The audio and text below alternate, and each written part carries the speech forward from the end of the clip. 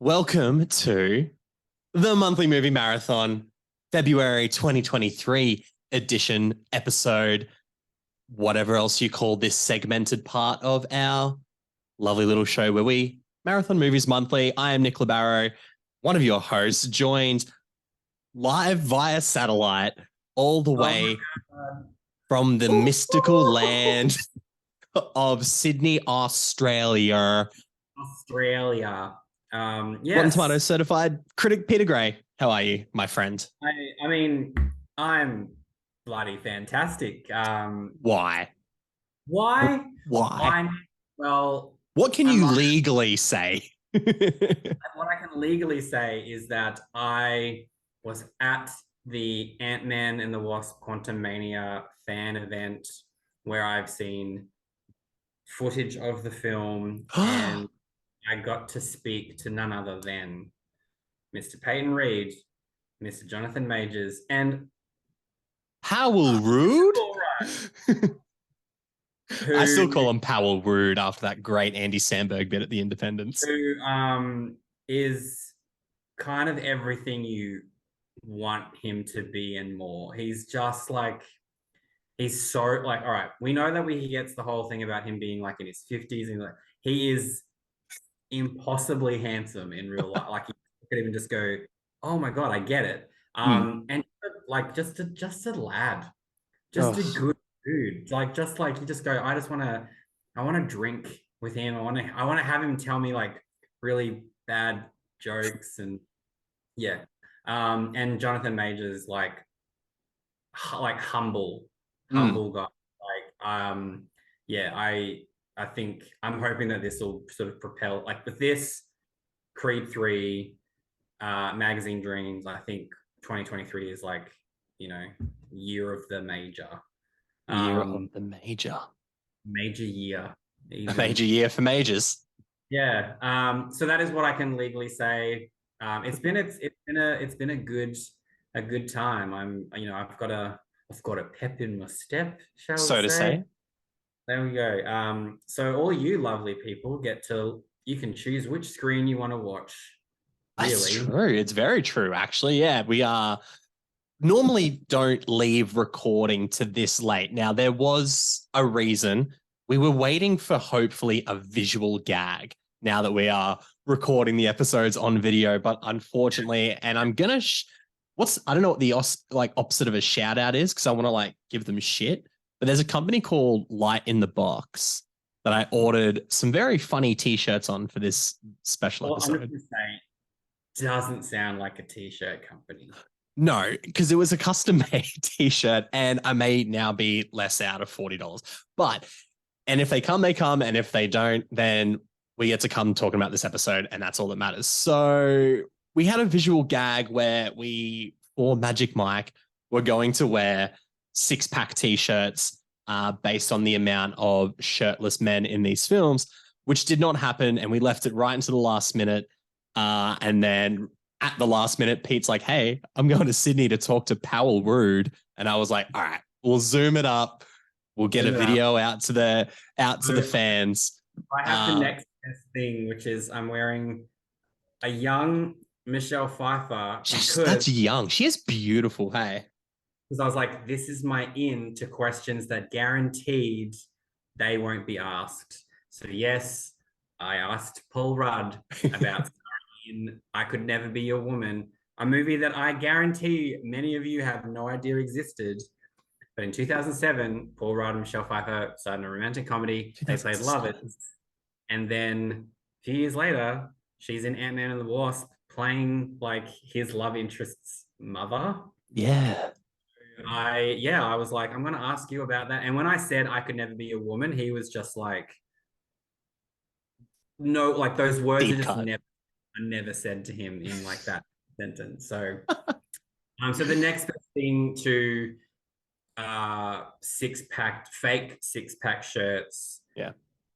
and our own naked bodies is Nick wearing a shirt that is that the bloke shirt? Does it say bloke on the back? No, this is just a standard black t-shirt. Standard black shirt. Right. So he's standard black. I'm Pfeiffer. Because black is trimming. So if I want to look more like No. Magic Mike, black is trimming. Yeah, that's fair. So yeah, this is what you get. And if you wanted to see us shirtless on the podcast, you have to subscribe to our OnlyFans. We don't do that for free. So Pete, stop stripping so much, Pete. God damn. I want people to pay for that. If we're going to make money somehow, we got to do it that way. That's true. But in saying that, the reason we have been talking about six packs and shirtless men is because next week, February 13, the day before Valentine's Day. Oh, isn't it? No, wait. I'm thinking of something completely different. The 9th, February the 9th. I know. I think I know what you're thinking about. And I'm like, can you stop plugging your own shit? Hey, look, if we're bringing it up on February 14th. You know, I've mic dropped. So come on. I've got Paul Rudd. Who do you have, Nick? On February 14th, I am going to be hosting a live. It's the 14th. No, I need to get my dates right. I'm hosting a live Q&A along with a double feature of this man's movie, Miracle Valley, and his other film, The Room. Mr. Greg Sestero is coming to Australia. And I met him a couple of years ago. I've actually met him twice, and I've spoken to him at length once, but not in a Q&A in front of people format. So I'm excited to have a chat with him. I think the Q&A is about half an hour too. So I'm going to have Are you a bit nervous? You know what? Actually, someone did ask me that today, and I'm not, because I don't like, this sounds really fucking up myself and weird, but like I get nervous at the point of like, I really want things to go well. But once it's like, say for a junket, right? Where in the Zoom room or in real person, like beforehand, I'll be like, I'm really thinking about the questions I want to ask. You know, the heart rate might go up a little bit, get a little clammy under the arms. But once I'm talking in that room, like I have zero nerves. No, it all goes out the window. Well, yeah, because someone asked that question about on Instagram about like worst moment in an interview for you. And I was not to one up, like not to big up myself. And I'm like, I haven't had a bad interview. I haven't made a mistake. And I was like, and it's the same. Like we look, we might as well say it. We know what we're doing. Yeah. We know how to talk to people. We know how to make it like a professional interview, but in kind of that informal way. Yeah. I think us at ease puts the talent at ease as well. And we've said this in the past. We're not the guys fishing for the big headline scoop or like what they're up to in their private life. So I'm like, yeah, of course, like standing, you know, just before I walk out in front of the audience, I'll be like, you know, want to get it. But like the good thing is, especially with things like this, like a Q&A in which people are watching a movie beforehand, I'll be hanging out with Greg for like the time beforehand, and we'll just be chatting. And I've said, I've spoken to him before. He's such a nice dude, really laid back, really chilled guy. And the last Q&A I saw him at, he was really funny. So I'm excited. I'm really excited to chat to him about that. So that's February 14th. Tickets are on sale now. Links in somewhere in my bios. But you know, you had a good little moment there where I could segue, because obviously February 9th, Magic Mike's Last Dance. And I was going to say, were you going to hype yourself up beforehand with a song? And also, what else does a song accompany? Oh, a stripper sequence. Strippers. I thought you were going to ask, am I going to get a dick pump out before I talk to Greg Sestero and Big Dick Richie myself? Whatever you want to do, Nick. You know, no judgment from you. But I will say, before we get to obviously Magic Mike's Last Dance, and we're going to be talking about Magic Mike and Magic Mike XXL. We did sort of mention this, and I thought, you know, let's get a little bit of fun stuff out of the way. And we stripper songs. What people would strip to. Yes. So have you, I mean, all right, what song would you strip to?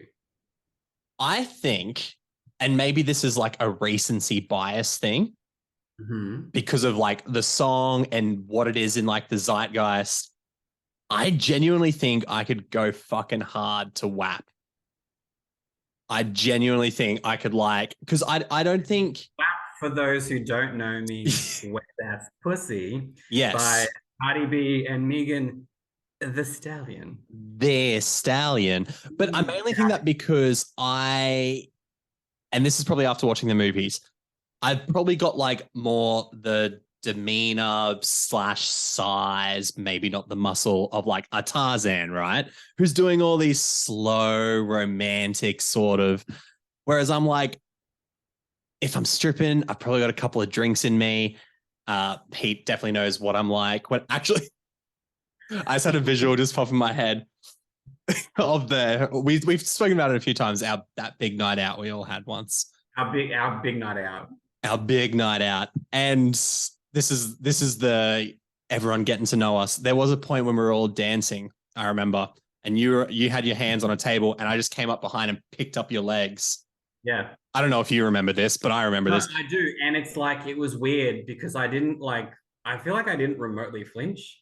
No, God, no. We were way too comfortable in that situation. Like, Nick's going to wheelbarrow me. All right. Which makes sense given your last name. Because I was like, Nick is about to wheelbarrow. Oh, fuck me. But in saying that, I'd be like, that would be me as a stripper. I'd be like very drunk, very like, trying to be masculine, hands on. And I think no better song would be than WAP. How about yourself? What is your stripper song, Pete? So I had I feel like the song that I would be good at stripping to in terms of like, because I'm a good dancer. I'm gonna say it. I know how to move. I'll testify to that. Yeah. I would probably want to do something like "I'm a Slave for You" by Britney Spears. Oh yeah. And then on the other side of things, I'd be like, you know what? I'd probably just want to be filthy, and I would do a little ditty called "My Neck, My Back" by Kia.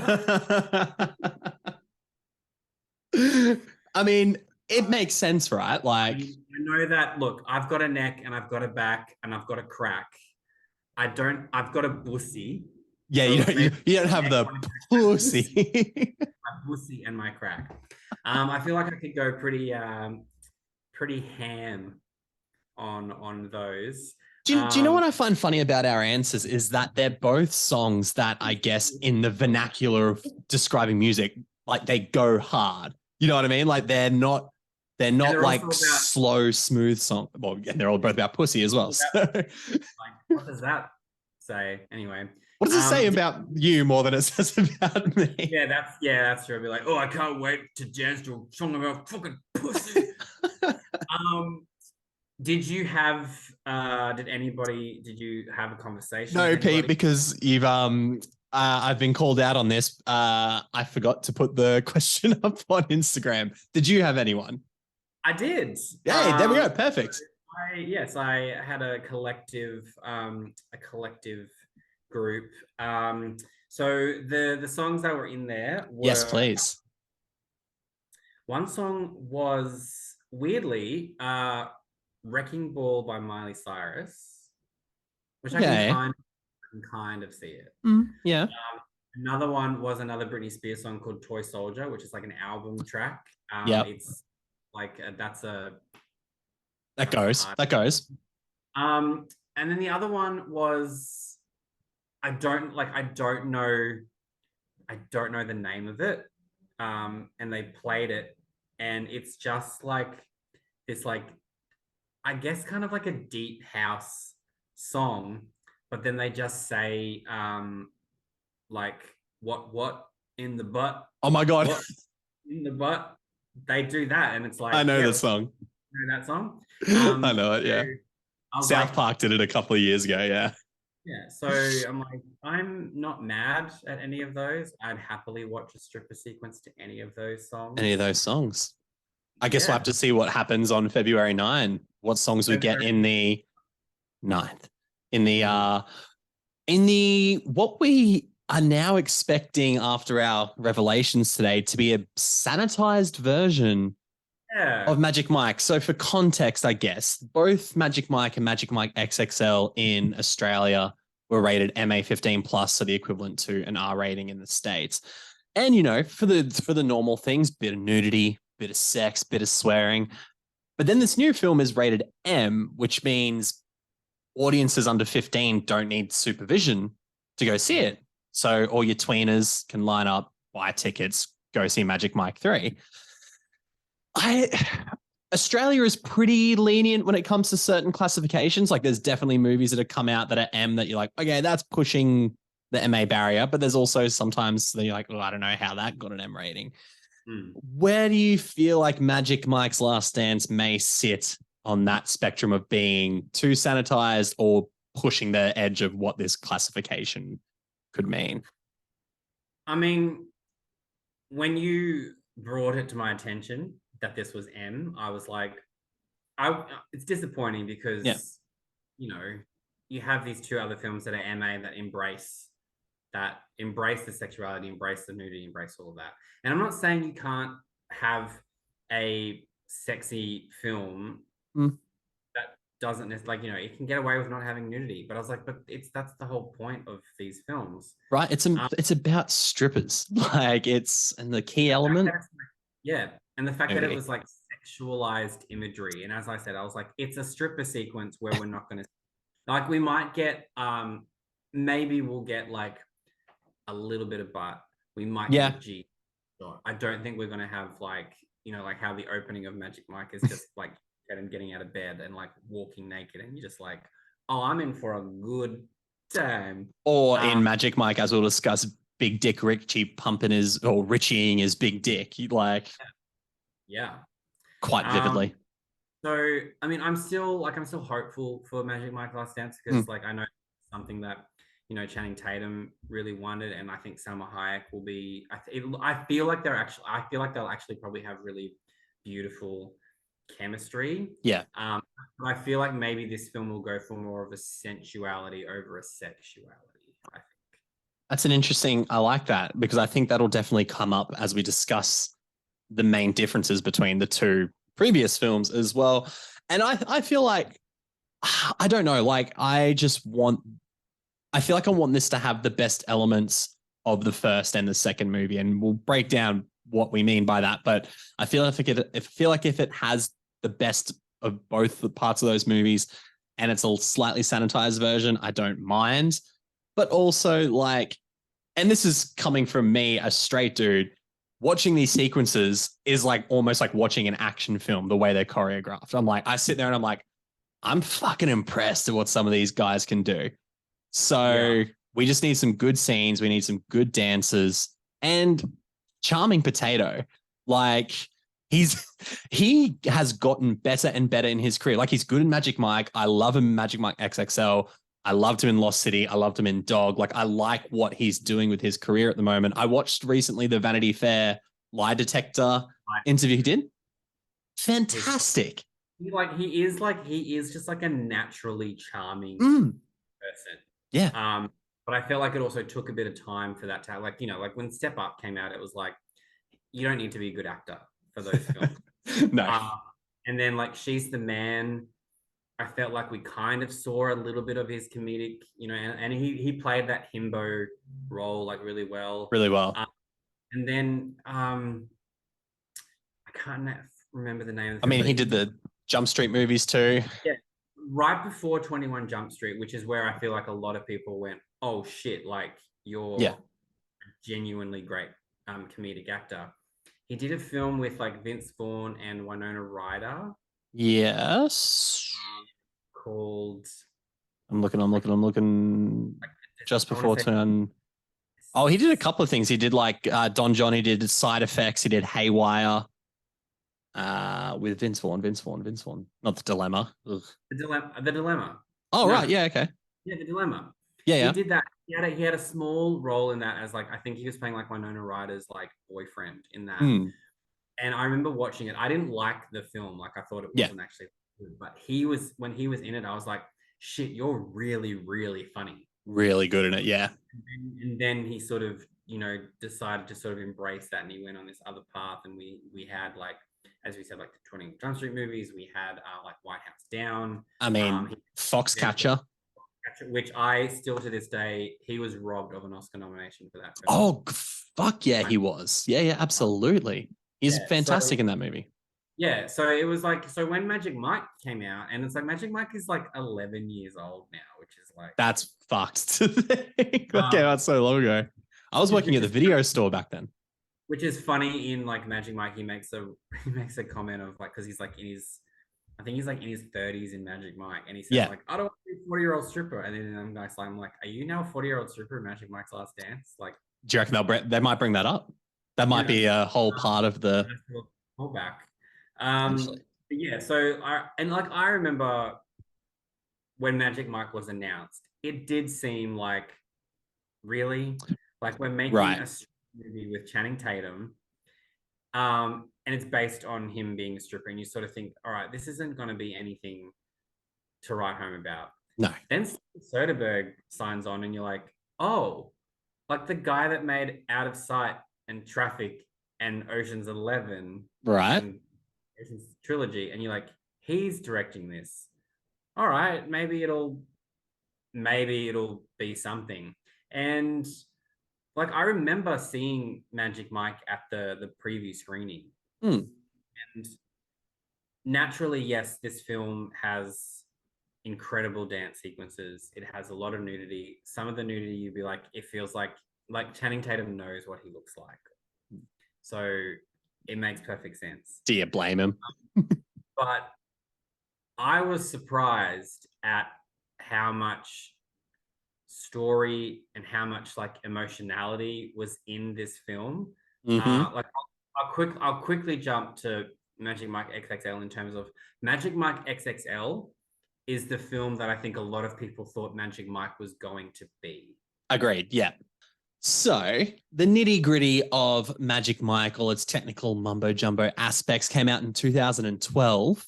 A male stripper teaches a young performer how to party, pick up women, and make easy money. That's a pretty apt description of what this movie's about. And you hear it and you just go, sounds like a movie that would only cost about $7 million. The only amount of money that they would allow these people to have to make this sort of movie. Magic Mike on Rotten Tomatoes, critically currently sitting at 78%, audience 60%. Ooh. So I think this somewhat comes back to what you were literally just saying about this is not what audiences were kind of expecting, because this, and I wrote this in my cheeky little Letterboxd review, this is so much more than the Channing Tatum stripper movie. Yeah. This is about a guy who has done one thing well his whole life, but doesn't necessarily like doing that thing and wants to see if there's more out there.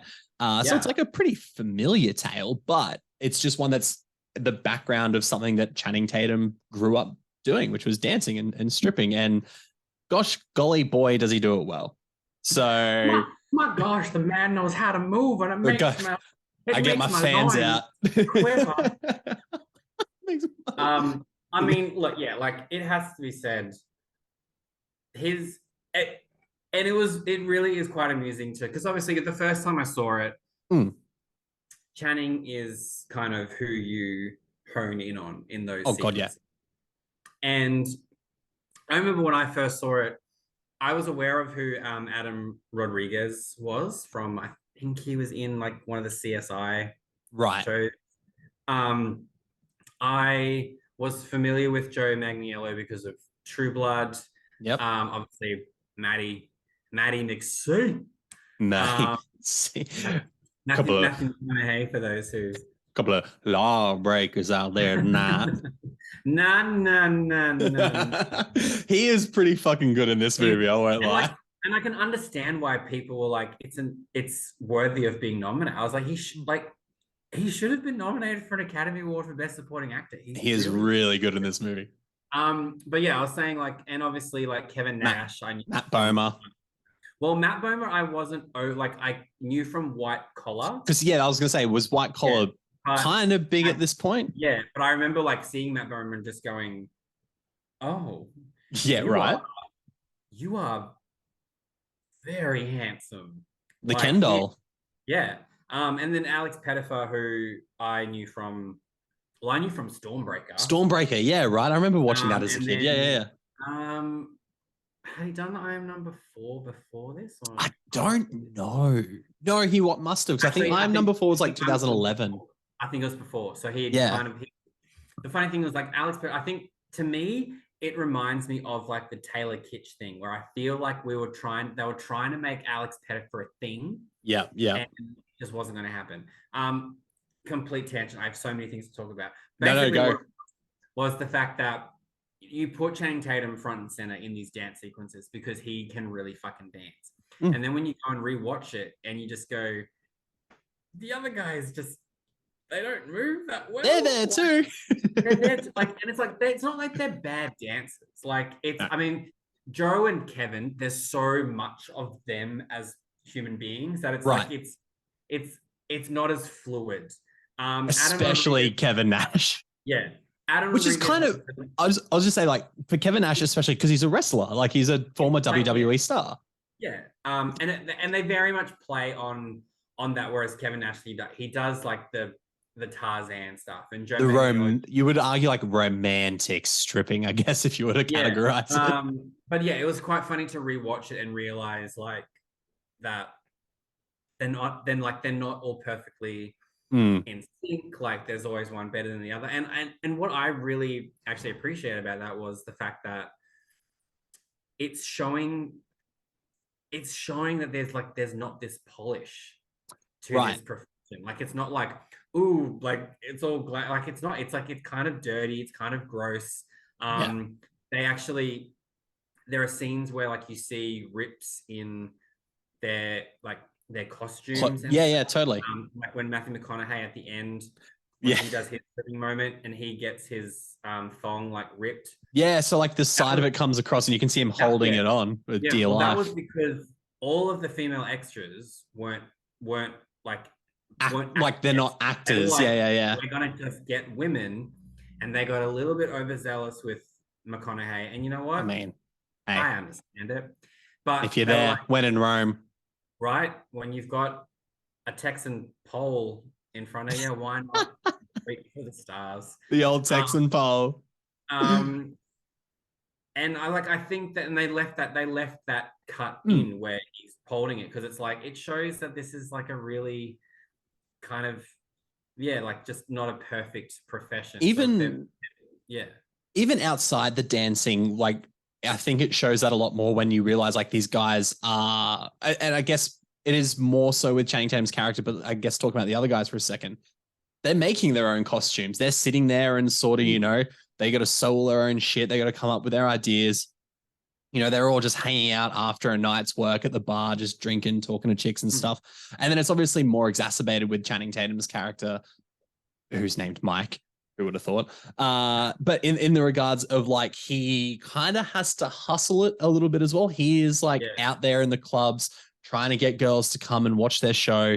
He's obviously, trying to start his own business, which I wrote the name of the business down. I got to find it because I was like, it was fucking so long. Mike's Custom Furniture Concepts and something else. It was the longest fucking title in the world.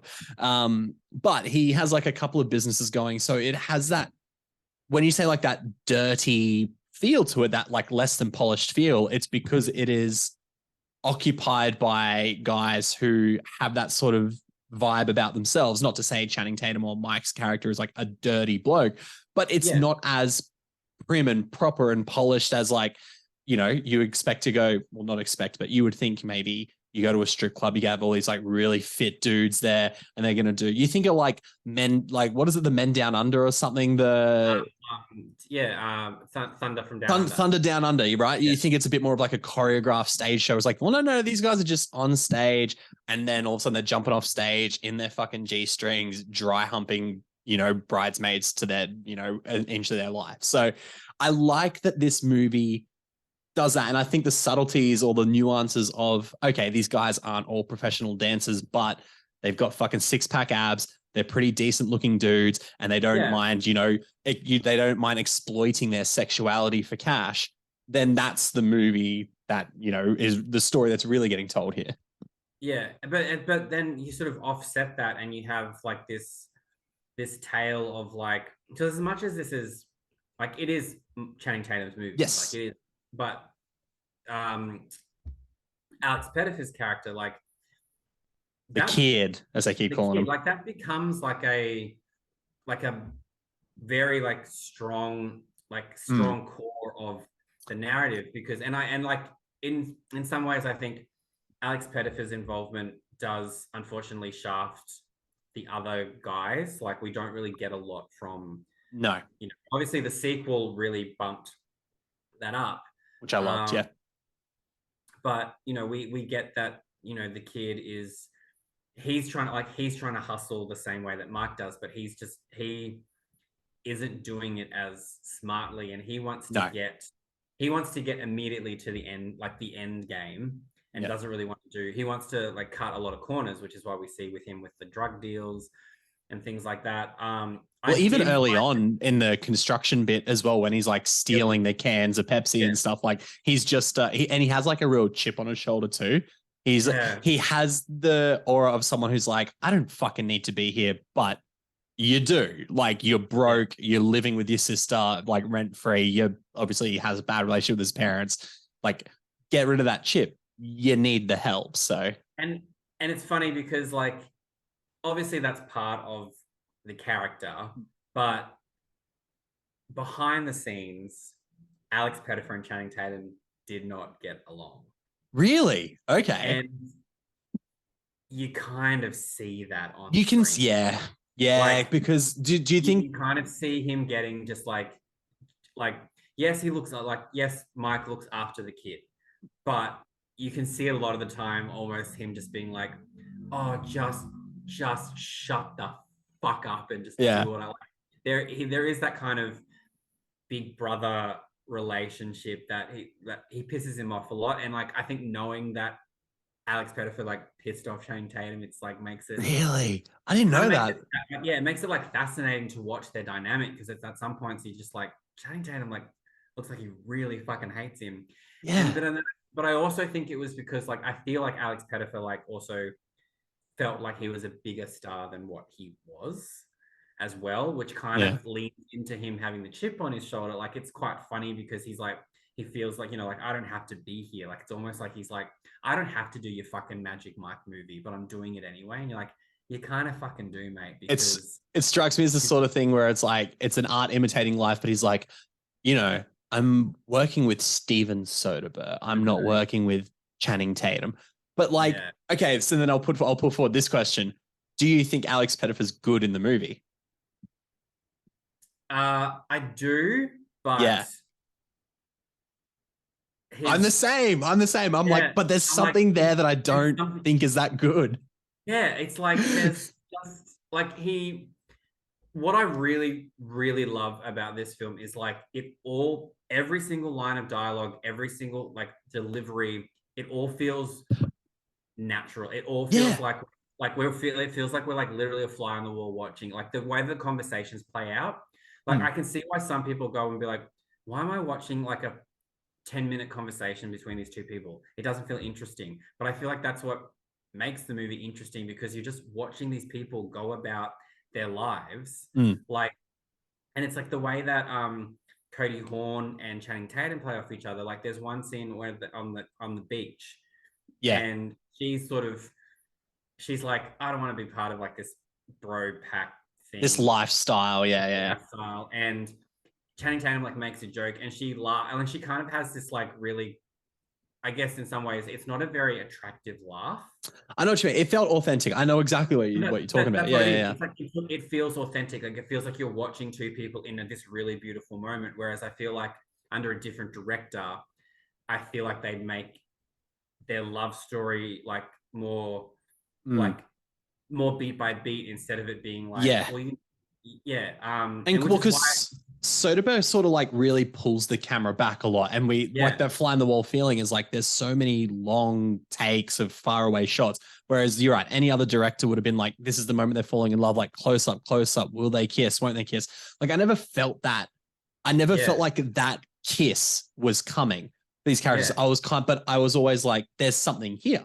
There's a yeah. Like spark. Well, not even a yeah, spark, but there's something.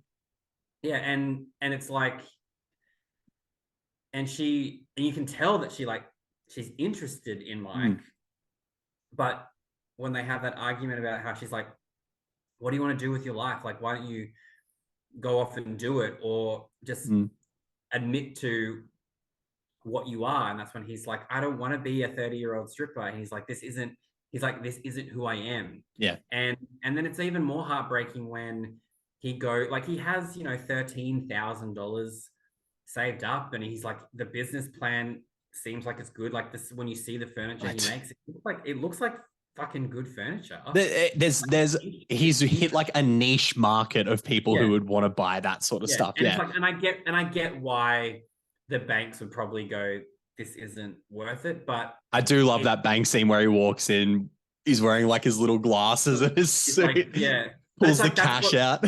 that's what he probably feels like. Oh, if I show them how much cash Mm, I have, look like I'm presenting myself, then surely I'll get this. And exactly. then Yeah. it was also the same with like Olivia Munn's character, Right.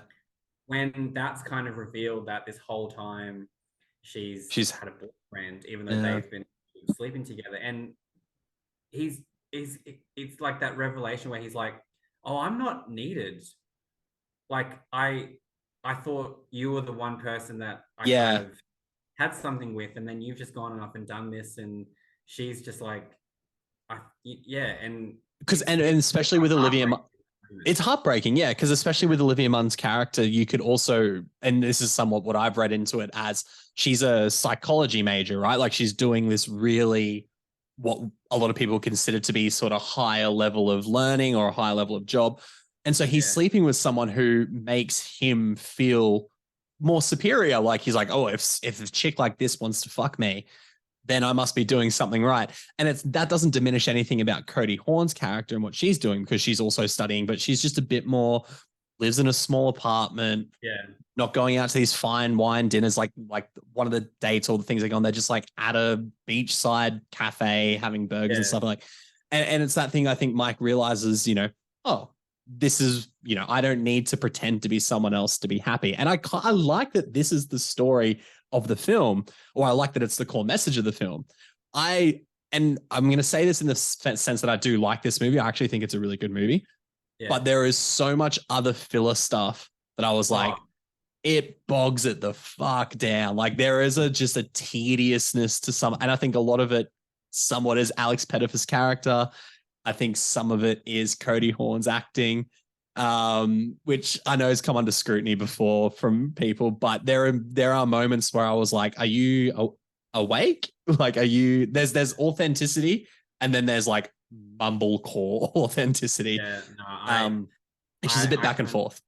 yeah, yeah, no, I understand that, because yeah, there's moments where her her delivery Mm, works, and there are other times when it's like, I feel like you need to be slightly elevated for this yeah, to work. And then it's totally. funny because like Olivia Munn kind of just like comes in, and you look at it and just go, that's how you act Yeah. natural. And even like Riley Keough, who like has The like, one scene in the but it's film, like there's something so fascinating about yeah, her. it's a great Briefly, scene she's in, by the way. yeah, but like briefly with Olivia Munn, how you meant, I thought maybe you were going to ask a particular question. Do Hmm. you also feel like she was using Mike as like a way to study her, like the psychology of like Oh, what, like she's basically like, well, I'm gonna fuck this guy and just like really work out what makes him tick, because this will be fucking perfect for I like my bet future. you if she wasn't doing it on purpose, there's definitely like a subconscious thing there as well. Because, like, I mean, that's the thing. You sort of become, the product of your surroundings. So if she's sitting there analyzing case studies all day, as if like, and I'm sure there's probably plenty of people studying psychology who do it.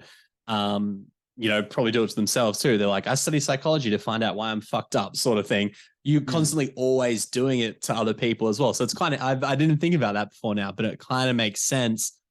And then targeting someone who then she would think is inferior to him. It's like, there's a low stakes. Like, if this guy's a stripper, he is the lower the food chain in regards to societal hierarchy. Like, there's a lot going on in the background. And because this is based, the screenplay is from Reed Caroline, but also somewhat based on like Channing Tatum's experiences.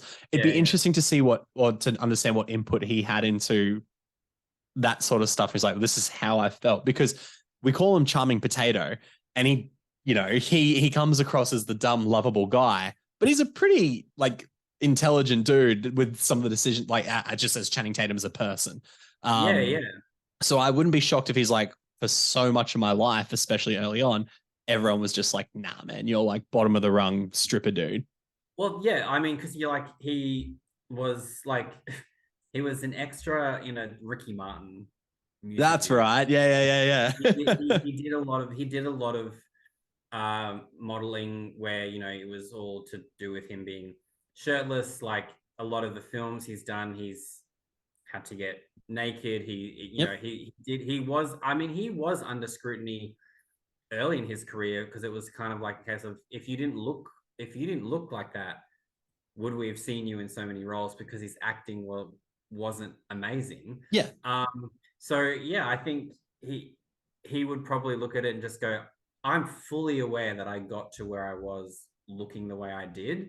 Yeah. But I also knew that I had to prove myself outside of that, which is kind of, I guess, mirrored in Magic Mike, how he's like, yeah, I know that I have a good body. I know that I can dance. He does well with women. You imagine he's probably decent in bed. Like, he's got that whole thing about him. He's got this confidence. Yeah. Like, especially that scene where he's like in the club, and he tells Alex Pettifer, he's like, you get these girls to, and the way that he just swans in, and he like gets the drink. He's like, oh, no one wants to take these drinks. Will you have them? And like, that's like, I feel like that's really the first time in the movie when you just go, oh, I'm totally intruding on these conversations with these people as an audience member, because I feel like I should be here. Yeah, like, I feel like you're seeing how the sausage is made. Like, you kind of don't want to know what goes into. Yeah, you would rather just be the women going to the club and enjoying. But this movie is like, no. Here is how we do this shit. Yeah. And one thing, and it's like, again, it'll be something that I'll bring up in Magic Mike XXL, which I feel like righted some of the wrongs that this film did in terms of its relationship with queer people. But just like the way that, when they're all getting ready together, like, it's obvious that they all have no vanity. Like, yes, yeah. They're shaving their legs, they're half naked, like Joe Manganiello is like pumping his dick, and but then when they bring Alex Pettifer in, and like Kevin Nash is like, you have to lotion up my legs. Yeah. Alex Pettifer is like, you can see there's like physical discomfort. It's like, I'm not going to say homophobic.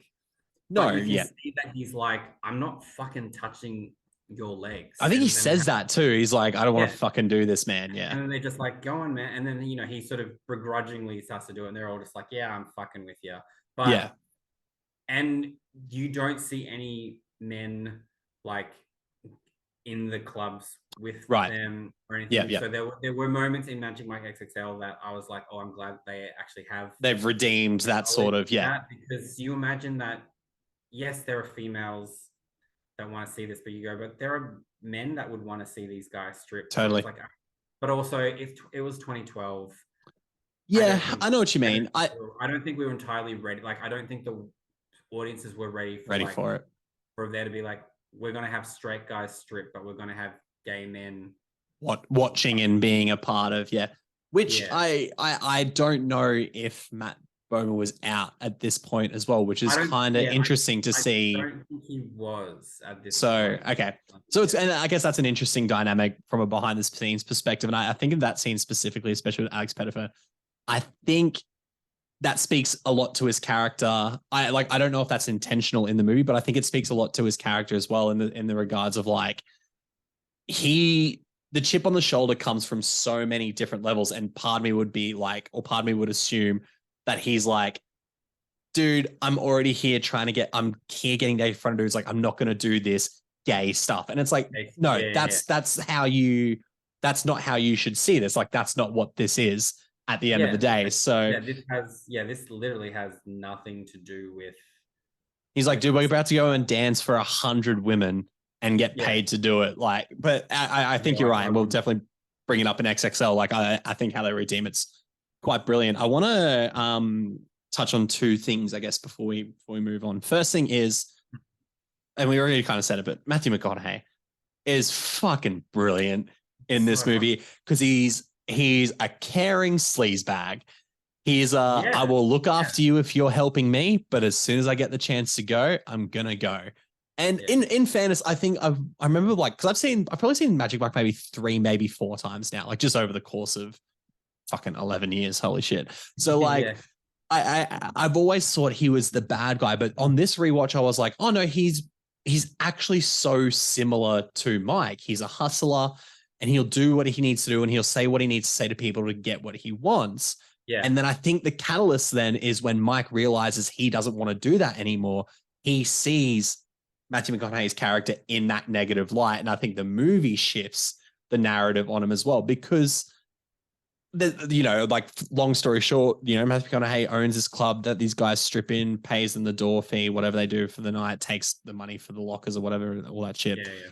But there's always this, like, we're going to go to Miami. And he's like, he knows Mike's like his number one draw for the club. So he's like, me and Mike, we're going to Miami. We're going to open a big club. It's going to be fucking great.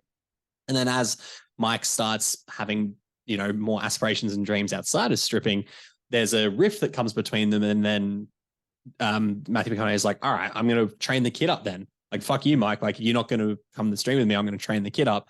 And then ultimately what happens is that they do, he gets the space in Miami and he takes the kid, even though the kid almost ruins the club's reputation by selling the drugs to the fucking underage college girls.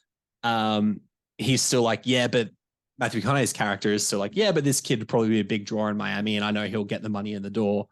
Well, That. So it's quite an interesting dynamic between. Because I also feel like McConaughey, like, when he's training up the kid, and I love the sequence where he's like they're in the studio, and he's like, come on, the tiniest fucking shorts, and his like crop top, fucking.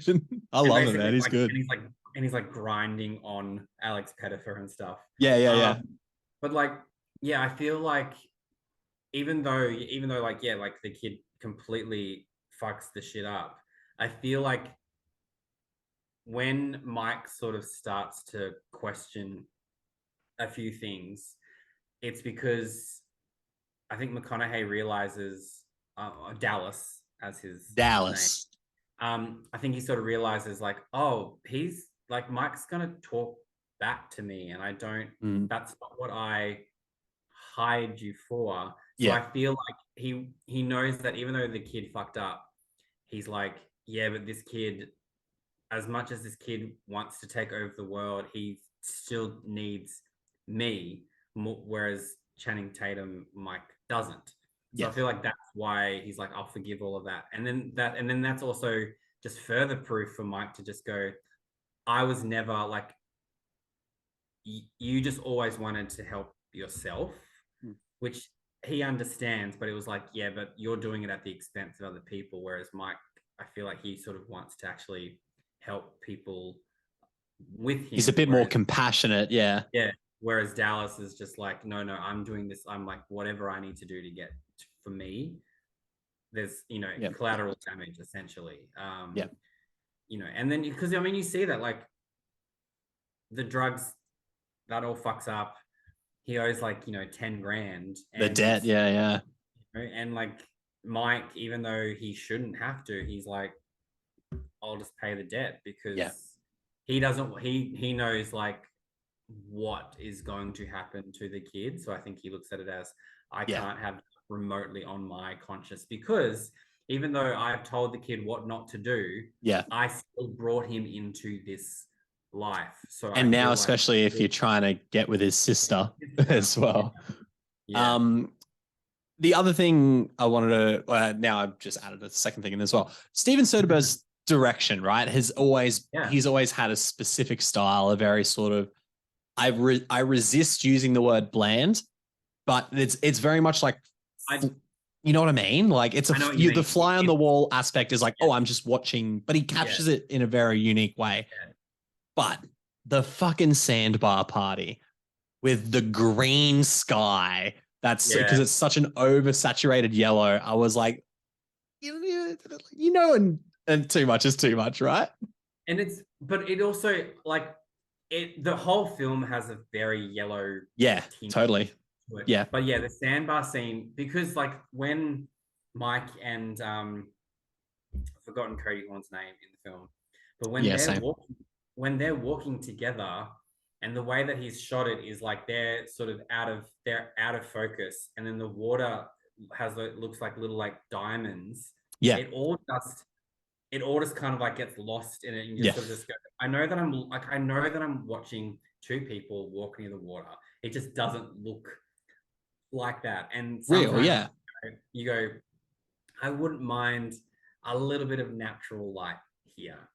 Because you just go, because shoot it in a Ratu style, because you got a good looking cast, you don't need to Vaseline anything up to like you don't need to overexpose the shit out of it, but and that was something that I really noticed on this rewatch. But it's a minor gripe with the film that is there's more happening in the story than there is in the movie. Like I'm not watching it because it's going to win the Oscar for best cinematography.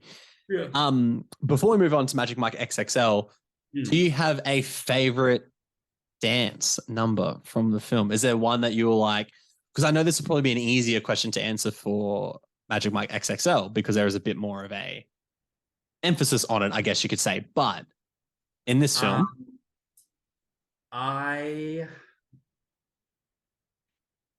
just because I feel like it's always the one thing that I remember is when Mike, he's meant to do a particular routine and he's just like, nah, you want me to do something different. And he has like the vests vest on with nothing else on.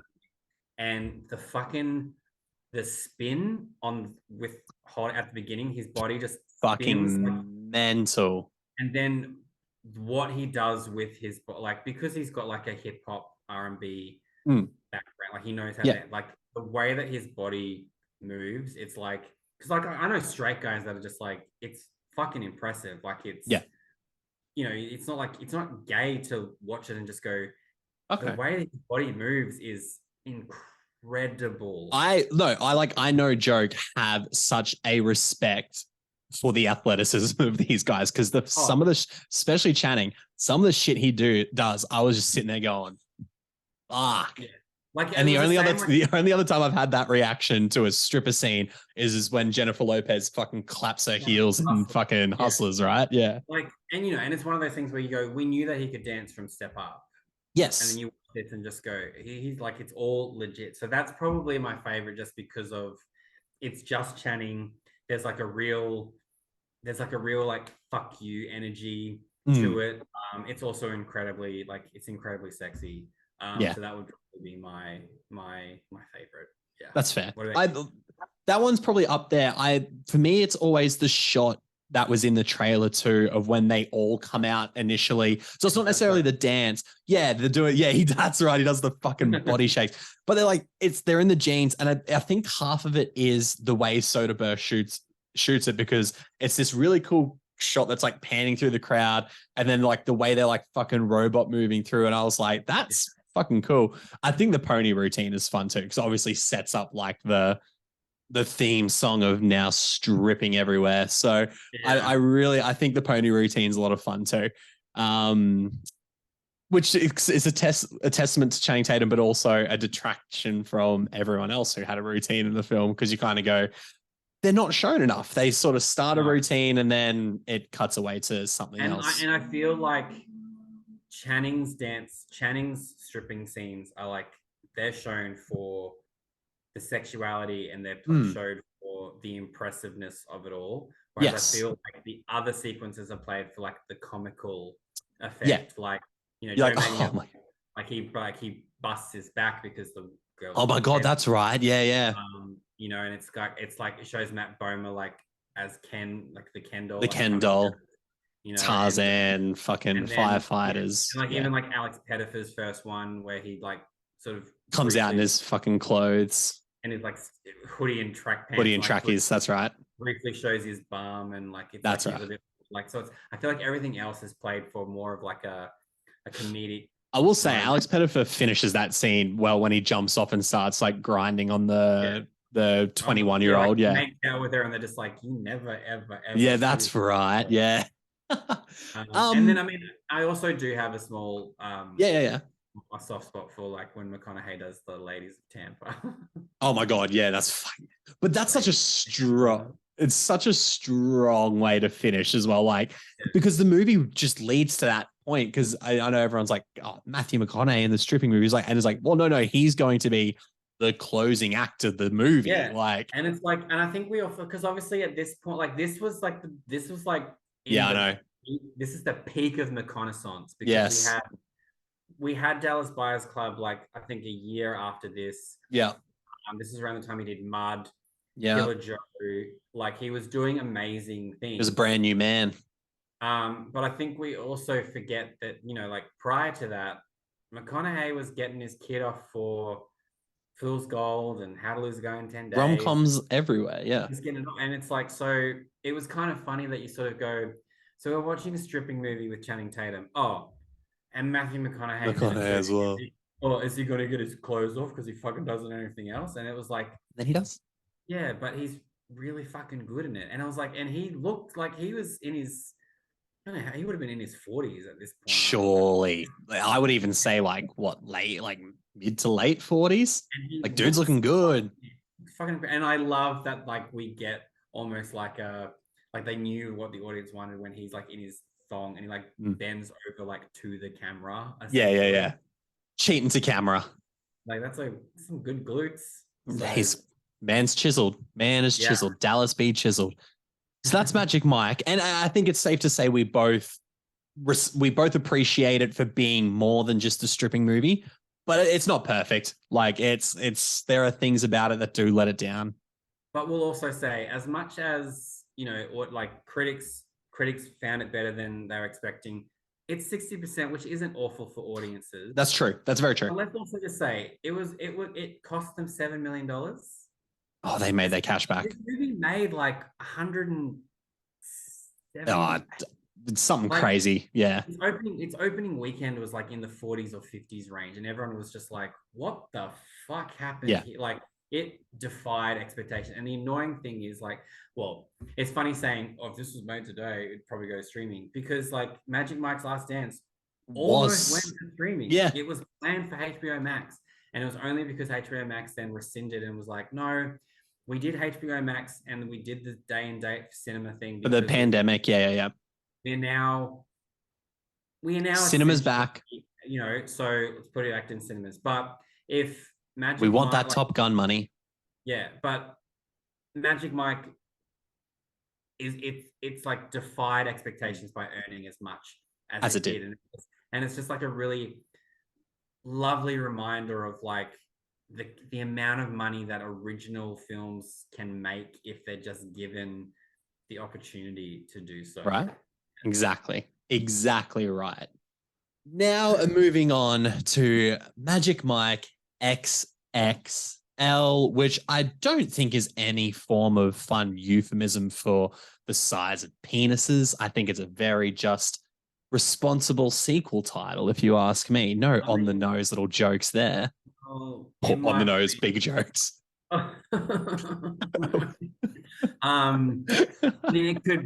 could be a big Dick Ritchie thing, I guess. It makes sense. It makes sense for the target demographic of this film. They knew exactly what they were doing. Exactly what they were doing. Yeah. So 2015 was the year it was released. 3 years after Mike bowed out of the stripper life at the top of his game, he and the remaining Kings of Tampa hit the road to Myrtle Beach to put on one last blowout performance. Critics score 65%, so just a little under the first one.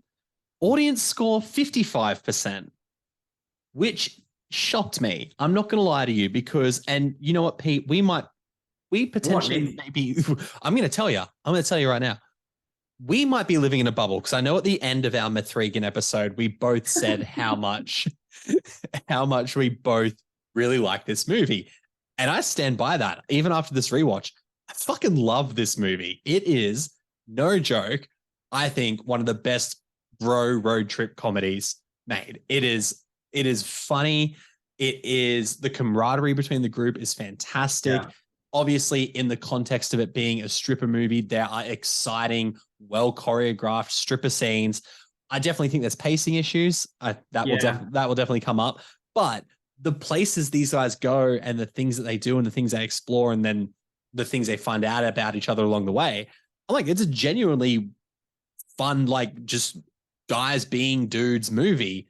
And I think where this differs from, say, other movies in this sort of, niche specific genre is that it's this niche specific genre, this niche specific genre. I'm going to try and make up. It's so late at night. I'm not going to try and make up new words. Yeah.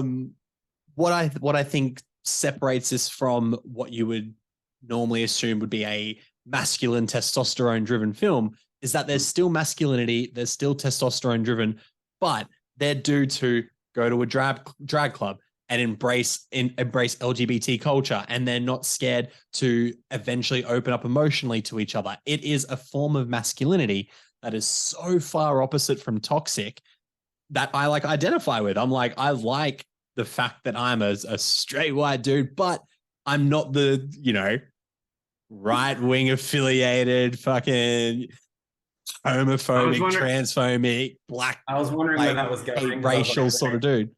A perfect sentence is, I'm happy to be a straight white guy. But in the sense of, I understand what you mean. Yeah. In the grand scheme of these are the straight white dudes who I aspire to be, both physically. But also, I appreciate that there's a movie out there that does show a bunch of mainly straight guys being able to be so comfortable with each other and fluidly allow their sexuality or the idea of sexuality be free within their group without there being any no homo moments. So I think that's why I connect with this. I appreciate this movie a lot, but it's also a hell of a lot of fun. Yes. Yeah, I was lucky enough to go to the Sydney premiere of this, very nice. Where Mr. Tatum and Mr. Maniello came to visit, and it was like they knew they had the crowd. They knew that this was a crowd pleasing movie. They knew that they were like, we're going to give probably a little bit more of the group as a whole collective rather than just be specifically about Mike. I mean, this film is still about Mike. Yeah, totally. You get more of the guys in this film, and I think it definitely was one of the sore points of the first film that they improved on. Yes. Here, because you could tell that they got along so well, and you could tell that there was probably a lot of rehearsal and a lot of thought put into all the other guys, and then zero victims of the cut, as they say, victims of the edit. So totally. I really liked that this film just was we're going to embrace this bro culture, but kind of flip it on its head and show you that, with these, because you look at it and just go, all right, so it's a bunch of guys and they're stripping together. So you're so they're going to be naked around each other a lot. oh, that's a little bit gay. But I like that these like absolute like pinnacle representations of dominant masculinity, Mm. you said, they're opening up to each other. They're sort of talking about the things that straight men aren't supposed to talk about. Yeah, well, like Said, like the scene pursuing where they, artistic dreams yeah, and you know and it's like, expressing yourself. and it's funny that this was happening. Like this movie is what 8 years old now, and Yep. it's kind of like even in 2015, this still felt almost too early for this stuff to be It because was weirdly revolutionary, right? yeah, Like, like we're obviously seeing now, like like it's a heavy topic to talk about, like men's mental yeah, health and yeah, things like totally, yeah, yeah, that. But we're told like now it's okay for men to talk about it, and I'm like, well, it should have been okay the entire fucking time, totally. but it seems like now because I don't know because somewhere along the way because they realize like how prevalent mental health is in men, and you're like, Mm, well, gay men have had it for a pretty long time, yeah, I guess, because it was seemed weak for gay men to talk about it. Then it was yeah, like, well, then we won't talk about it. But then all of a sudden, someone straight enough opened their mouth about it, and it was like, oh, well, if yeah. he Oh, talks yeah. about it, if he talks about it, then we can all talk about it. I'm like, bully for you. I'm so glad straight guys figured it out. No, I So know, totally got you, man. Yeah, yeah, yeah. like so but it's funny that a 20 movie in 2015 somehow is ahead of the curve in terms of talking about men Do talking about their feelings, and you're like, and it's the male stripper road trip movie that you did know, it. I was exactly going to say that. And the people who did not go to see this movie were the fuckers who needed to see it. You know what I mean? Exactly. Yeah, Like, it's that's like the funniest part. yeah, like they, if guys went along to see the, like I'm not gonna, I'm about to say, I'm not gonna not all men, everybody, or one of those sort of shit. But I was like, I Yeah, can yeah. guarantee most men probably saw Magic Mike because their girlfriends took them to see it. Yep, I feel probably. like very few men probably would have seen that on their own accord. Then they either were like, I don't need to see the sequel because it'll be No. much of the same thing. But it's funny where you just go, as much as this movie is made for women, it feels like it's more made for men. I 100% agree. Like, Yeah. I think I got a lot more out of this movie. I watched this with Rhiannon like maybe a year and a half, maybe 2 years ago. And I Hmm. still feel like I enjoyed it more than her because I was sitting there going like, how much fun would it just to be there? Yeah. Like that just seems like a fun group of guys to be around in a pretty fun situation. And they're doing fun things. Like these guys genuinely love and care about each other, even though that when Mike returns to the group. So Mike returns to the group on the word from Tarzan that Dallas has passed away, that Dallas has died. And I was like, oh shit, that's a bold way Well, to yeah, open it's a the way movie. to get rid of McConaughey. Yeah. You know, he's not coming back. So, and then when he comes, you know, they're all partying at a motel and he's like, what the fuck sort of funeral is this? He rocks up in his funeral attire. And then he's like, Tarzan's like, fuck no, man, he's not dead. I just didn't know how to get you here. So there's so much love and care for them. And even though there is passive aggressiveness to start, especially between Mike and Ken, Matt Bomer's Mm. character, um, within 15 minutes, they actually flesh it out and they talk about it. And like, you know, there's a little rough and tumble and they sort of go back and forth a little bit, but it's a group of guys who are so comfortable with each other and feel comfortable that they can be like, this is how I feel about this. I think, you know, I was upset that you left, Mike. This is how it made me feel. Mike goes, yep, you know what? That's actually a valid way to feel. And I want to try and make it up to you because you're my friend and I care about you. That's cool. That's fucking great. Yeah. Like, I want to be Yeah. surrounded by those people just in real life. But it's also fun to watch them on a movie where then 20 minutes later they're doing Molly and dancing outside of a convenience store to Backstreet Boys. So, like, have the cake and eat it. This movie does it well. Well, that given that you mentioned like arguably The best one scene. of like the best, like yeah, probably the best scene in the film. Um, do you know the behind the scenes story to that I don't. scene? No, please enlighten me. So the girl that plays the cashier Mm-hmm. who has there's zero fucking reaction. Yeah. Like Steven Soderbergh was like, I want you to like not like I don't want you to show any reaction. I don't want you to emote. I want you to be stoic. I want you to just look unimpressed. Yep. Joe Magniello was not aware that she was not going to emote. React. Yep. So right. he Right. was like, so then when he was actually like saying like, she's not giving me anything, like I don't know what to do. And Soderbergh was like, you're just gonna have to try harder. So that's why so that's when Daniello just goes like hard out on this scene. Yeah. And then at the very end, when he's done all like I want it that way. He's done everything. Gets the bloody like the Cheetos and the water. Yeah. And looks at her, and she has that like that little smile breaks. It was like that was a genuine reaction. She was like, I can't hold this in any longer. Oh, that's amazing. And then when all of the other cast members are like cheering at the window, like that was them genuine, because they were like, you finally fucking did it. And it's like, it's the same thing in the first film where you have that fly on the wall mentality. It's like we're just like it's like someone's just got a video camera up to them, watching them interact with each other, watching them interact with locals whenever they go to each like city. And it shows, and even though like this was not directed by Steven Soderbergh. No, Gregory Jacobs, I believe, who is like the cinematographer for Soderbergh for a long time. And was like a working partner with Channing Tatum, because I believe they co-directed Dog together. I think it was Reed Carolyn who did, but Gregory Jacobs is a collaborator with Steven Soderbergh.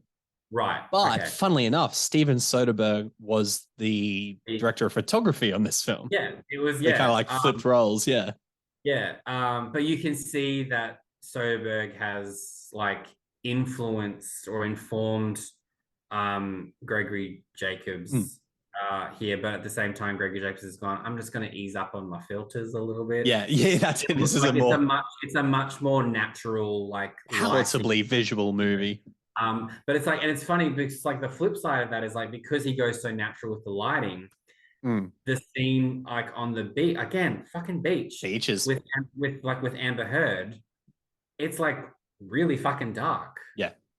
And again, it's like, but I think I didn't mind. I remember when I first saw it, I was like, that's an interesting choice, because usually we'd have it lit up, but you go, but we're sort of not actually really meant to be privy to this conversation. We're kind of just like creeping as audiences watching them. So it's like, I kind of like hiding behind the fucking tree, listening in. Yeah. Because it just reminded me, like, that's the way that obviously that scene would be lit in real life. Right. And it just reminded me of in Magic Mike, when he and the kid are at the club and he's talking to the girls, and they're actually like properly yelling. Yeah. And it's like Soderbergh's obviously filmed it with the background. Because obviously for so many films, when people are talking in a club, it's like, we know that the music's been turned down. We know there's nothing happening in the background here. They're not yelling loud enough. Whereas that felt like, no, that's how loud you would actually have to talk. That's how we communicate when we're at the clubs. Yeah. So I like that in this film. It was like, no, that's how a scene like that is going to look. Even if it's, to the point where you sort of just go, I'm kind of feel like I'm just watching like two figures in the dark. I was like, but it works, because it works well. Yeah. This whole film is about just like joining them on this little journey. One of the things that I feel got like, it was a very divisive casting choice. How do you feel about Jada Pinkett Smith and then that whole tangent of like the female, like them performing for the women in like the house, like in the house essentially?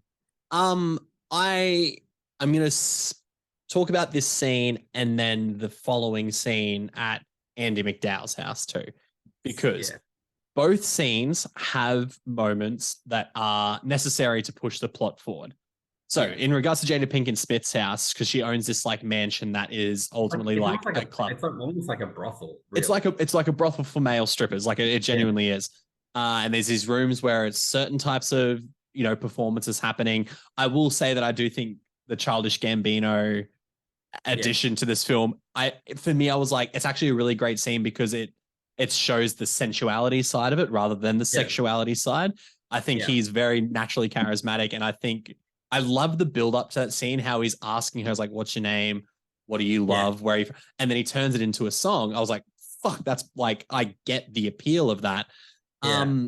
I think both scenes go on far too long. Yes. Yeah. So you can have I felt that with the Andy McDowell with scene. especially with the Andy McDowell scene. I feel like we got two scenes with Channing Tatum and Jada Pinkett Smith that were the same thing of Mike's the little lost dog who ran away from Jada Pinkett Smith and now he's come home and she's gonna, relish up in it. She's like, you were running away from me, but I always knew you were gonna come back. And I feel like we get that twice within like the Yeah. space of 20 minutes. So I mean, like that scene once is fine. I get the idea that, Channing Tatum used to be around here. He went off to be, fucking big swinging Dick Mike, but now he's in a position where he needs her help again.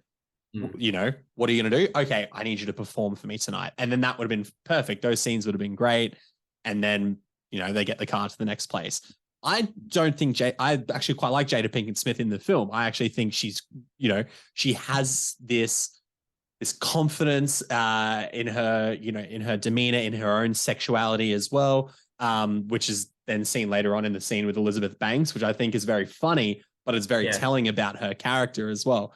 So I think Jada Pinkett Smith in real life has that sort of confidence, or maybe back in 2015 more so had that confidence. Not necessarily to talk about things that are relevant in the world now, but back then she was. You've got to keep her name out of your mouth, Nick. Keep the wife's name out your fucking mouth. And then, there's this strong presence with her character that you like, okay, of course you own this place that is a premium facility for like high end male entertainment, as they call it. So she exudes that. The Andy McDowell scene, I get why they're there. Also, obviously, they're there because they're like, we just need a place to crash tonight. We're going to earn some, we know the girls who are here. I like the idea that then they sort of take stuff they learned from Jada Pinkett Smith's, her strippers, her male entertainers, and then they kind of use it as a confidence boost going into the stripping show. So I don't mind it as a pit stop on the way, but it's just so fucking long. Yeah. So long. And another thing I think that could have been removed from the whole film, controversially now more so, is Amber Heard's character. And I'm not saying that retrospectively. I'm like, okay, there's obviously issues with her now. But in the movie, when she pops up again, I was like, oh fuck yeah, you're in this movie. So and I get that. And it's like we're gonna say she's not like, it's not a bad performance. No, God no, not at all. No, it's just her character just like Andy McDowell and Jada Pinkett Smith, they propelled the movie forward in a certain way. Amber Heard, it's more Cody Horn 2.0. Yeah, and it's kind of just like, I guess we need a love interest for him. But I was like, do we? Yeah, like it's like I feel like because like this is all about like the men having a friendship and like loving each other in friendship. So it's like we don't need this. I will say, obviously, the end of the film is like we get dance on dance on dance. I was slightly underwhelmed by Channing Tatum's like dance, the mirror dance. I just feel like it. I think conceptually it's very cool. Because he does the team up dance with one of Jada Pinkett Smith's strippers. Yeah. But I just feel like it felt like it built and then it was just like done. Like I know what you mean. It just felt like there was, especially when you compare it to the first film, and even though everything here is kind of on like a bigger level, scale, yeah, I just felt like the dance sequences in the first film, or especially Channing Tatum's ones, they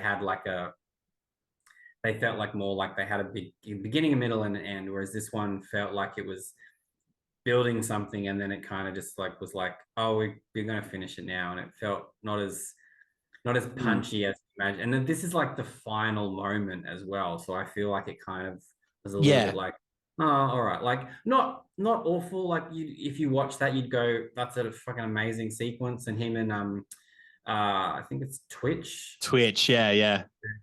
like again, sadly is Yeah. not now. But yeah, they play off each other really well.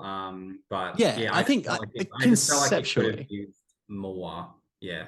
conceptually it's cool. Like the Yeah. idea of it and what they're trying to do with the dance, I thought was Yeah. really cool. But I agree. Like I look at something like Adam Rodriguez's dance, like Tito's Mm. dance, the Candyman, and he's got these fucking cock flavored candies everywhere, and he's doing this fun like little whipped cream bit.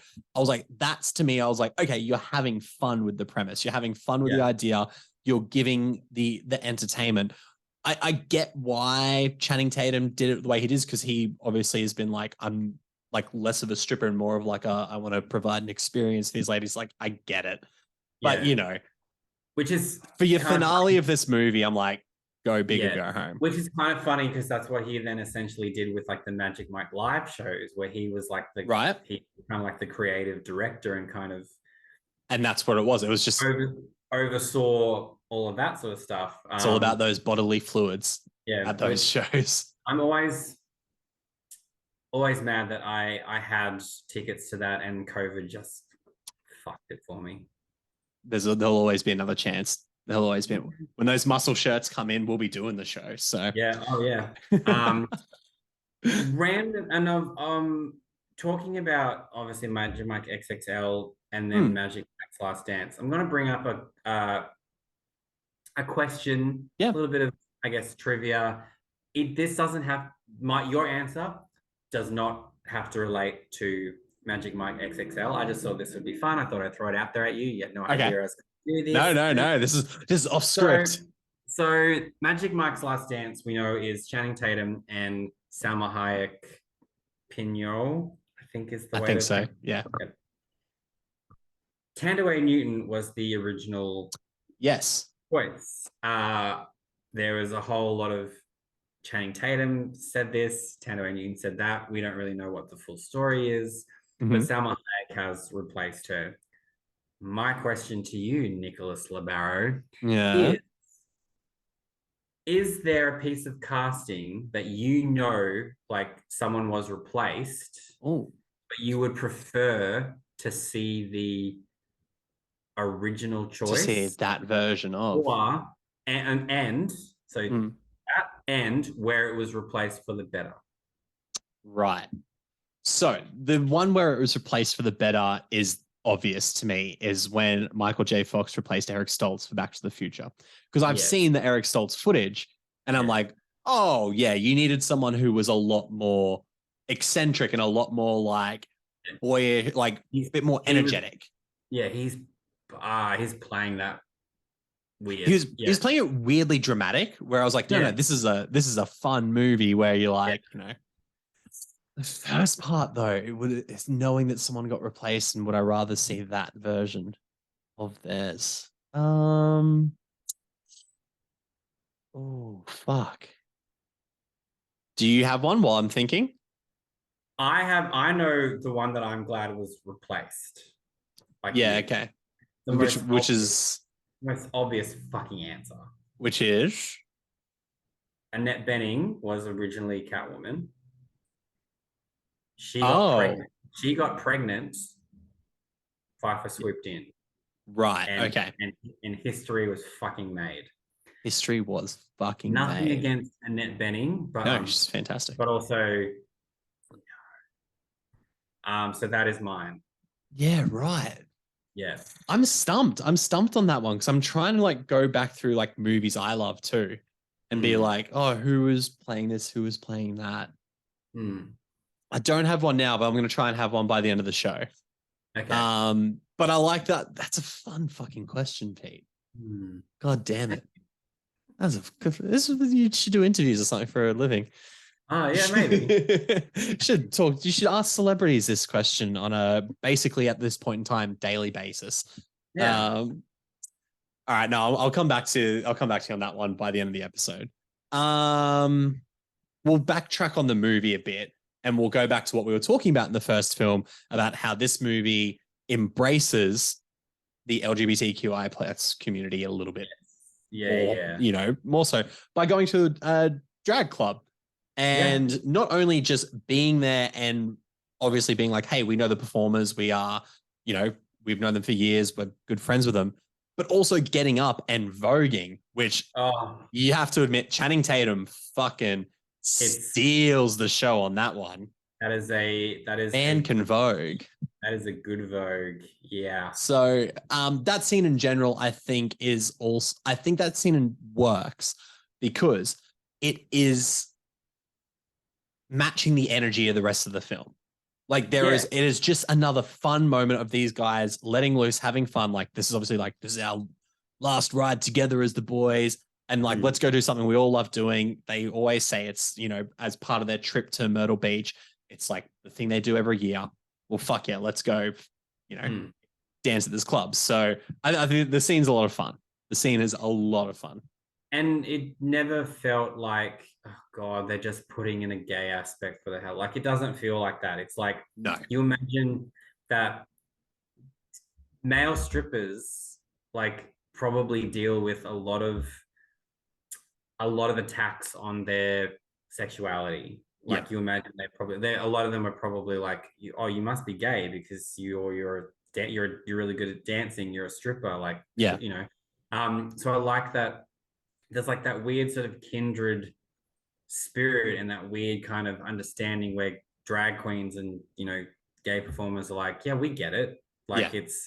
we get it. We sort of cop all the shit for what we love to do, and you guys do the same. And then that's why when they come in, they're not coming in with any sort of like masculine bravado. It's just like they're coming to a club. They love they respect they respect like the art of performing, and they just want to have fun. And it's like, then it culminates in that sort of amazing moment of like, oh, now we're just watching all of these straight Yeah. dudes just fucking enjoy being free and having no responsibility and having no one judge them for anything. And it's like and then it really just sort of drives home the fact of like how positive this movie like could be to someone who's like maybe dealing with something, or men that are just like, you know what, just talk, just it's okay, like just tell your friends you love them.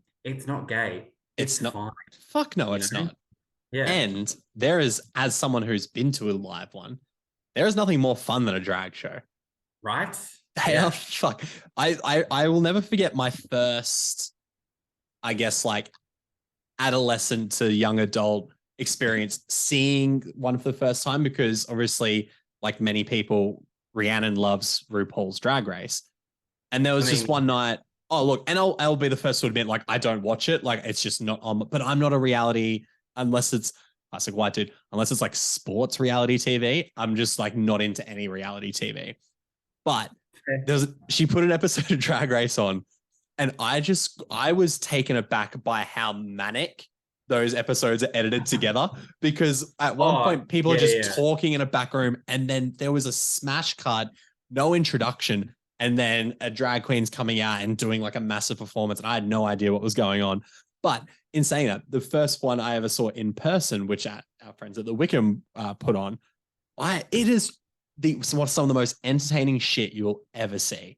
Yeah. People who are so dedicated to their craft and just wanting people to enjoy their performance, and in a performance where they get to express themselves so freely. There's nothing more liberating than that. It is so much fun. So straight white dudes, don't knock the drag show, so you try it.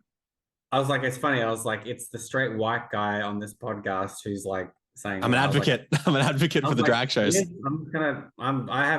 literally have nothing to add. Because, yeah. I'm going to quickly answer your question, because while you were talking before, I had a quick look at a list, and I didn't know about this one before, but this intrigues me. is that Ryan Gosling was supposed to play Mark Wahlberg's part in The Lovely Bones. Yeah. And I would have loved to have seen what someone of the caliber of Ryan Gosling could have done with that role. I have a funny feeling he could have made that movie better than I thought of. Do you know why he got fired though? I just read there was a disagreement. Yeah, well, the disagreement was because Ryan Gosling like put on too much weight. Oh, he wanted to be like a real proper dad. He was like, yeah, he was like gaining weight to be like, I'm gonna play like this, and they were just like, this is too. I was like, no, we need Ryan Gosling to sell this movie. Ryan Gosling, you're like, oh, all right, fair. I saw Anne Hathaway was supposed to be Katherine Heigl and Knocked Up as well. Yeah, and that would have been fucking cool. I think she didn't agree with like some of the birthing scenes, how like right. How graphic they were. Yeah. Right. And Jennifer Love Hewitt auditioned as well. There we go. So there we go. There's the answers to my question there. So all in all, and I guess sort of wrapping up on XXL, do you have a favorite dance from this one that you think stood out to you? Mine's Tito's, the candy band dance. I thought was great. Right. I mean, we've already mentioned them. I do love. I remember when I saw the voguing scene in the club. Like it just. Yeah. It kind of just like, it's weird to say, it sparked joy, but it's and I just think overall as like a whole set piece, it's like it's pretty difficult to go past Joe Manganiello, Backstreet Boys. That's really. I mean, it's the best scene of the movie.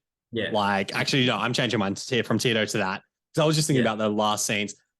That's the best scene in the movie. The dedication from Joe, the slow, awkward build up as well. And then when he finishes and he's like, how much for the water and Cheetos? Like I lost it. I thought it was fucking hilarious. So that great. Was the reaction to that. Yeah, her smile is When the reaction to that in the cinema when I saw it was like next fucking level. When he's towards the counter and he's on the ground and he's like humping the ground and the camera shows her head just coming over and having a look at what he's doing. It's fucking brilliant. So it's funny, like, so obviously we both love this movie, but like it is the movie everyone thought Magic Mike was going to be, but then it wasn't received as well, which I find interesting. But at the same time, like even pacing issues aside, like it is a fun fucking movie. And I really think if you haven't watched it since it came out because you weren't so hot in it, give it another go and watch it under the lens of a fun bro road trip comedy. And I think you'll have a great time. Don't watch it as a spiritual sequel. No. It could almost just exist on its own, really. It honestly could. Apart from, the brief mention of Dallas. Yeah. There's nothing really tying it, and they were like, oh, we got rid of Alex Pettyfer quick. What's he up to? I don't know. So that's what Magic Mike's Last Stands to be. I want it to be the script character quality of the first one, but with a lot of the fun that the second one is as well. We'll find out February 9th. We will find out in a week's time. I think we're seeing it on Tuesday and the embargo lifts on the Wednesday. So you will see our reactions to it on Wednesday the 8th. Or our reviews as well. So that's Magic Mike and Magic Mike XXL. Two movies I think are worthy of adding to your marathoning list. Now, absolutely. Wrapping up the show for this month. Next, a little tease for next month's episode, which we'll be releasing at the end of February, the end of this month, for its March 2nd release. Now, I'm very excited for this episode as someone who is genuinely a lifelong fan of this whole franchise. You spoke to one of the stars today, actually, in fact. So, how a little bit of fucking serendipity going on there. We're going to be talking about Creed and Creed 2 for the release of Creed 3. I am so fucking excited for Creed 3. I haven't watched the trailer. I am just genuinely excited. I actually emailed our lovely Universal Warner Brothers reps today to be like, has there been any news on the junket? Good news, nothing yet. They're sorting it out, so there's still a chance we can jump on the Creed 3 junket. But are you excited for Creed 3 as much as I am, Pete? Probably not as excited, but at the same time, this looks fucking incredible. So I mean, Okay. I had the privilege of seeing the trailer very, very Yes. early. I was involved in, a roundtable with a press junket with Michael B. Jordan, who the way that he spoke about the film, like that gives me confidence because you can tell that he very much loves his character. So I feel like Yeah. this doesn't feel like it's just a sequel for the sake of being a Mm. sequel. Him and Tessa Thompson being involved again, obviously, Oh, man. massive kudos. But what I'm ridiculously excited for is Jonathan Majors. Our boy, your boy. His physicality in this film looks Fucking next hell. level. Now that I've seen what he's done in Magazine Dreams, I'm like, holy fucking shit. This guy is like a beast. Yeah. And he may now be one of my new favorite people. So I'm saying we had a good You had a moment. We had a good moment on the red carpet. But yeah, I'm very interested to rewatch them because I remember being a little bit underwhelmed by the first Creed. Right. Okay. But I loved Creed 2. Okay. So I'm interested to rewatch Creed to see if I don't know, maybe it was a victim of hype for me at that point. But and I'm not saying I don't think Creed is a bad film. No, I know what you're saying. Be careful with your words, mate. I was like, but I just remember being a bit like, oh, okay. But then Creed 2, I was like, no, this is fucking great. Oh man, I love them both equally. Like they are. I saw Creed 1, I think 4 times in the cinema, maybe. I fucking love that movie. Yeah. Okay. But I love the Rocky franchise. I'm actually rewatching the Rocky franchise at the moment, and then we will watch Creed 1 and Creed 2 in the lead up to Creed 3. But until that episode, as always, thank you everyone for listening. We really appreciate all your support. We appreciate you guys going and watching the YouTube video for our Mithrigan episode. That was a lot of fun. Obviously, it's a Zoom video for this one, but Pete and I will be back in person together in the Creed room. Can't keep us apart for too long. Can't keep us apart. No, God, no. I know exactly when Pete's flying home tomorrow. That's how. Should we do this? So why? Where do I have to go? I think I have to go that way. No, the other way. Put your hand. Yeah. This is the fuck. I think my video's mirrored. I don't know if that's going to work. Yeah, it looks really weird. We were basically trying to. Well, I've got you on a vertical because of how my screen's set up, so it didn't work for me at all. That's why that looks really. That'll be great to watch back to see. It will be. All of our social medias are in the links below. I'm at Nick Slicksfix. Pete is at Rated PDG, but you will find all our links below. And until the next episode of Monthly Movie Marathon. Bye.